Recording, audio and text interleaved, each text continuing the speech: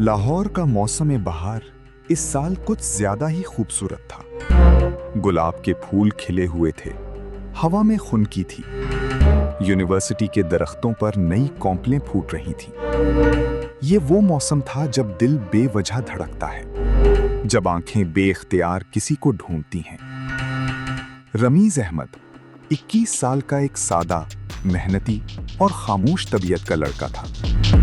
वो लाहौर यूनिवर्सिटी में business administration का तालिब इल्म था। उसका बाप एक छोटा सा करियाने का दुकानदार था। माँ घर में सिलाई कढ़ाई करके घर चलाने में मदद करती थी। रमीज के पास महंगे कपड़े नहीं थे, ना चमचमाती गाड़ी थी, ना दोस्तों की बड़ी महफिल थी, लेकिन उसके पास एक चीज थी जो बहुत कम लोगों को नसीब होती है। वो थी उसकी बेलौस, सच्ची और गहरी मोहब्बत। यूनिवर्सिटी के पहले सेमेस्टर में रमीज ने पहली बार माहिरा सुल्तान को देखा था। उसका दिल एक लम्हे के लिए रुक गया। माहिरा 22 साल की थी। वो लाहौर के एक बड़े खानदान की इकलौती बेटी थी।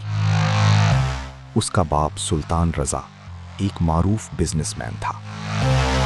उसकी 3 फैक्ट्रियां और 2 प्लाजे शहर में मौजूद थे।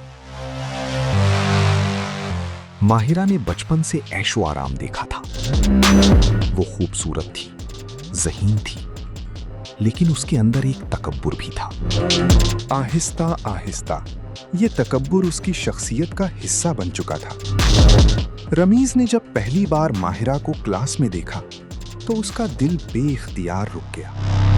वो सोचने लगा, ये लड़की सिर्फ खूबसूरत नहीं, उसकी आंखों में एक ऐसी कशिश थी जो हर किसी को अपना दीवाना बना देती थी।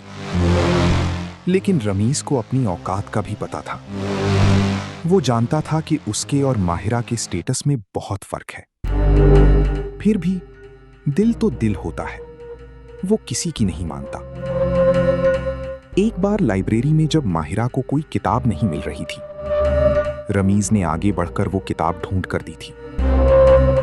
माहिरा ने उसे ऊपर से नीचे तक देखा और बस इतना कहा, शुक्रिया। लेकिन उस शुक्रिया में कोई गर्मजोशी नहीं थी। वो ऐसा शुक्रिया था जो कोई मुलाजिम को कहता है, कोई बराबर वाले को नहीं। रमीज ने फिर भी हिम्मत नहीं हारी। दूसरे सेमेस्टर में एक प्रोजेक्ट के दौरान रमीज और माहिरा एक ही ग्रुप में आ गए। रमीज ने पूरा प्रोजेक्ट अकेले मुकम्मल किया, माहिरा के हिस्से का काम भी किया। रातों को जाग जाग कर प्रेजेंटेशन बनाई। प्रोफेसर ने उनके ग्रुप को पूरी क्लास में सबसे ज्यादा नंबर दिए। माहिरा ने अपनी सहेली राबिया से कहा, इस रमीज ने अच्छा काम किया, चलो काम का है। राबिया ने कहा, माहिरा, लगता है वो तुम्हें पसंद करता है। माहिरा हंसी, एक ठंडी तहकीर भरी हंसी। राबिया, मेरी औकात देखो और उसकी औकात देखो। जो आदमी जूते सस्ते पहनता हो वो मेरे ख्वाब में भी नहीं आ सकता। ये अल्फाज रमीज ने नहीं सुने, लेकिन उसकी किस्मत ने जरूर सुने। तीसरे सेमेस्टर में रमीज ने अपनी हिम्मत की और माहिरा को एक खत लिखा। सादा कागज पर, सादा अल्फाज में, कोई शायरी नहीं, कोई बनावट नहीं। माहिरा, मैं जानता हूं कि मैं तुम्हारे जैसा नहीं। मेरे पास अमारत नहीं, शोहरत नहीं, बड़ा नाम नहीं, लेकिन मेरे पास एक दिल है जो सिर्फ तुम्हारे लिए धड़कता है। अगर तुम मुझे मौका दो तो मैं साबित करूंगा, मोहब्बत दौलत से नहीं, वफा से परखी जाती है। माहिरा। माहिरा ने वो खत पढ़ा, फिर उसे फाड़ दिया। अगले दिन क्लास में माहिरा ने अपनी सहेलियों के सामने बुलंद आवाज में रमीज से कहा, रमीज, सुन लो, एक बार और हमेशा के लिए समझ लो, तुम मेरे काबिल नहीं हो, ना थे, ना हो, ना कभी होगे। अपनी हैसियत देखो और मुझे मेरी जिंदगी से दूर रहो। पूरी क्लास खामोश हो गई। कुछ लोग हंसे, कुछ ने नजरें चुरा ली। रमीज खड़ा रहा, चेहरा सुर्ख हो गया, आंखें नम हो गईं, लेकिन आंसू नहीं गिरे। उसने एक लंबी सांस ली, अपना बैग उठाया और क्लास से बाहर निकल गया। जाते जाते उसके होंठों पर एक बहुत छोटी सी मुस्कुराहट थी। वो मुस्कुराहट जो उसने अपने आप से किया हुआ एक वादे की अलामत थी। रमीज ने उस दिन घर जाकर अपनी डायरी में लिखा, आज का दिन मेरी जिंदगी का सबसे तकलीफदेह दिन है। लेकिन यही वो दिन है जब मैंने फैसला किया कि मैं अपनी जिंदगी बदल कर रहूंगा।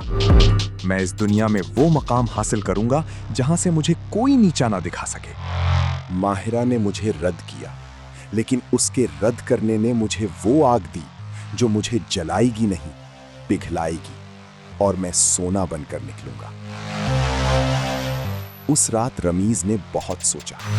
उसके पास टैलेंट था, जहानत थी, मेहनत करने का जज्बा था। उसने फैसला किया कि वो पढ़ाई के साथ साथ काम भी शुरू करेगा। रमीज ने एक छोटे से काम से शुरुआत की। वो यूनिवर्सिटी के करीब एक प्रिंटिंग शॉप पर काम करने लगा। वहां उसने ग्राफिक डिजाइनिंग सीखी, फिर ऑनलाइन फ्रीलांसिंग शुरू की।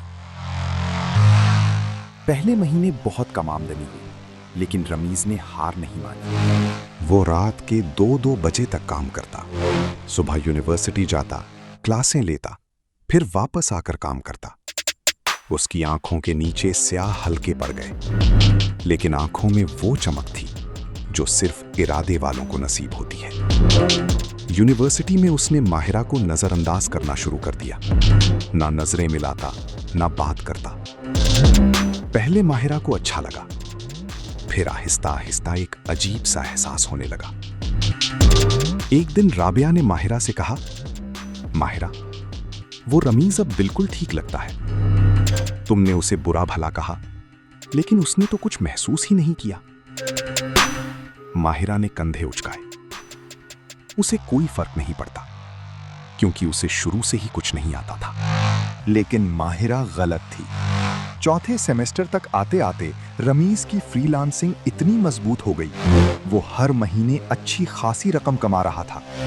उसने अपनी पढ़ाई पर भी पूरी तवज्जो दी और डिपार्टमेंट में टॉप 3 में आने लगा। इसी अरसे में यूनिवर्सिटी में एक बड़ा बिजनेस कंपटीशन हुआ। मुख्तलिफ कंपनियों के नुमाइंदे बतौर जज आए थे। रमीज ने अपना बिजनेस प्लान पेश किया, एक डिजिटल मार्केटिंग एजेंसी का तसव्वुर जो छोटे कारोबारों को ऑनलाइन ले जाए। उसकी प्रेजेंटेशन इतनी शानदार थी कि जज हैरान रह गए। एक जज ने फौरी तौर पर अपना विजिटिंग कार्ड रमीज को देते हुए कहा, बेटे, तुम में वो चीज है जो बहुत कम लोगों में होती है। फारिग होकर मुझसे जरूर मिलना। रमीज ने पहला इनाम जीता। माहिरा वहां मौजूद थी। उसने सब कुछ देखा। पहली बार उसके दिल में एक अजीब सी हलचल हुई, जिसे वो समझ नहीं पाई। ग्रेजुएशन से चंद माह पहले माहिरा की जिंदगी में एक बड़ा तूफान आया। उसके बाप सुल्तान रजा का कारोबार बुरी तरह डूबने लगा। सुल्तान रजा ने गलत वक्त पर गलत सरमायाकारी की। उनका कारोबार कर्जों के बोझ तले दबने लगा। माहिरा की जिंदगी, जो आज तक आसाइश से भरी थी, अचानक हिचकोले खाने लगी। यूनिवर्सिटी की फीस अदा करना मुश्किल हो गया। घर के अखराजात घटने लगे, और वो सहेलियां जो हमेशा माहिरा के गिर्द हंसती मुस्कुराती फिरती थी, एक एक करके सब दूर हो गईं। राबिया ने आखिरी मुलाकात में कहा, माहिरा, तुम्हारे साथ वक्त गुजारना अच्छा लगता था, लेकिन अब हमारी सोसाइटी एक जैसी नहीं रही। तुम समझ सकती हो। माहिरा ने पहली बार तन्हाई का वो दर्द महसूस किया जो कभी उसने दूसरों को दिया था। इसी अरसे में माहिरा के बाप ने एक बड़े ताजिर के बेटे से माहिरा की शादी तय कर दी। लेकिन जब उस ताजिर को पता चला कि सुल्तान रजा दिवालिया हो रहे हैं, तो उसने रिश्ता तोड़ दिया। बेटे ने साफ कहा, जब दौलत नहीं तो रिश्ता कैसा। माहिरा उस रात बहुत रोई। वो जानती थी उसने अपने हाथों से एक ऐसे इंसान को ठुकराया था जो वाकई सच्चा था, जो वाकई उसे चाहता था, जो वाकई कुछ बन सकता था और बना भी। ग्रेजुएशन के बाद रमीज ने उस जज के साथ मिलकर अपनी डिजिटल मार्केटिंग एजेंसी बाकायदा शुरू की।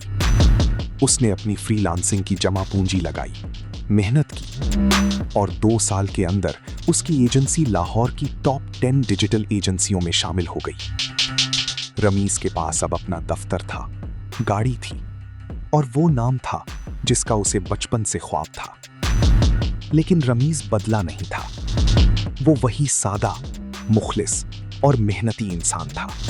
उसने अपने माँ बाप के लिए एक अच्छा घर लिया, दुकान को बड़ा करवाया और उनकी जिंदगी आसान कर दी। एक दिन लाहौर के एक बड़े बिजनेस फोरम में रमीज को बतौर गेस्ट स्पीकर मदऊ किया गया। उसके बारे में शहर में बातें हो रही थी। वो नौजवान जिसने सिफर से शुरू करके बड़ी कंपनी बनाई। वहां हॉल में एक सरकारी फॉर्म के साथ माहिरा भी मौजूद थी, एक छोटी सी नौकरी के सिलसिले में। उसके बाप की माली हालत अब बहुत खराब थी और माहिरा को खुद काम करना पड़ रहा था। जब रमीज स्टेज पर आया और उसने बोलना शुरू किया तो माहिरा ने उसे देखा और देखते ही पहचान लिया और कहा, ये तो रमीज है। रमीज वही था, लेकिन पहले से बिल्कुल मुख्तलिफ नजर आ रहा था। एहतिमाद, वकार और एक खामोश ताकत उसके चेहरे पर थी। वो बोल रहा था, जिंदगी में सबसे बड़ा एजाज किसी ने दिया तो वो मेरी नाकामियों ने दिया। लोगों ने मुझे रद्द किया, हकीर समझा, लेकिन मैंने उनके अल्फाज को अपनी ताकत बना लिया। आज मैं जो भी हूं उसमें उन सब का हाथ है जिन्होंने मुझे इनकार कहा, क्योंकि इसी इनकार ने मुझे यहां तक पहुंचाया। माहिरा की आंखें भर आईं। उसे वो लम्हा याद आया जब उसने क्लास में सबके सामने रमीज को जलील किया था। वो अल्फाज जो उसने कहे थे, तुम मेरे काबिल नहीं, आज वही अल्फाज उसके सीने में कांटे की तरह चुभ रहे थे। इजलास के बाद माहिरा ने रमीज को रोका। माहिरा ने कहा, रमीज जरा रुकना। रमीज ने मुड़कर देखा। उसके चेहरे पर ना गुस्सा था, ना खुशी, ना दुख, बस एक पुरसुकून संजीदा नजर। माहिरा ने आहिस्ता कहा, मुझे माफ कर दो। मैंने उस दिन जो तुम्हारे साथ किया वो गलत था, बहुत गलत था। मैं इस बात पर शर्मिंदा हूं। उसकी आवाज रुक गई, आंखों से आंसू बहने लगे। रमीज ने एक लम्हे के लिए उसे देखा, फिर आहिस्ता लेकिन वाज़े लहजे में कहा, माहिरा, मैंने तुम्हें बहुत पहले माफ कर दिया था, उसी दिन जब तुमने मुझे ठुकराया था।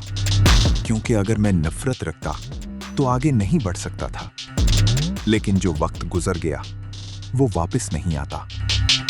वो आगे बढ़ गया।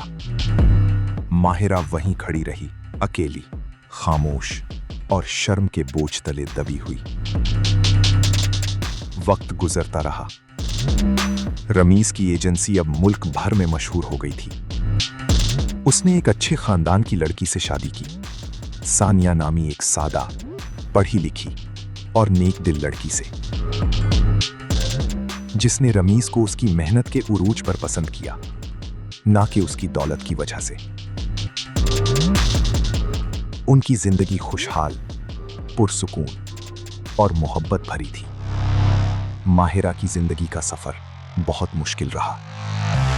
बाप का कारोबार मुकम्मल तौर पर बंद हो गया। वो एक छोटी सी नौकरी करती रही। उसने बाद में शादी की, लेकिन वो शादी खुशी की बजाय मजबूरी से हुई। लेकिन सबसे बड़ा दर्द जो माहिरा को रहा वो ये था कि वो जानती थी उसने अपने हाथों से एक ऐसे इंसान को ठुकराया था जो वाकई सच्चा था, वाकई उसे चाहता था, वाकई कुछ बन सकता था और बना भी। और रमीज अपनी जिंदगी में मसरूफ था, खुश था, मुकम्मल था। उसके दिल में माहिरा के लिए ना नफरत थी ना मोहब्बत, बस एक खामोश दुआ, अल्लाह उसे हिदायत दे।